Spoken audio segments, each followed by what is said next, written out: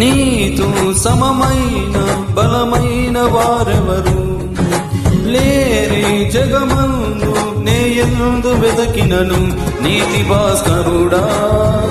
నీ నీతి కిరణం ఈ లోకమంతా ఏలుచున్నదిగా నీతి భాస్కరుడా నీ నీతి కిరణం ఈ లోకమంతా ఏలుచున్నదిగా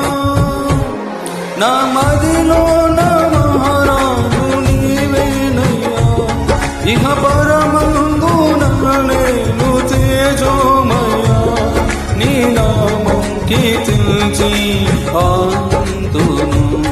నీ నామం కీర్తించి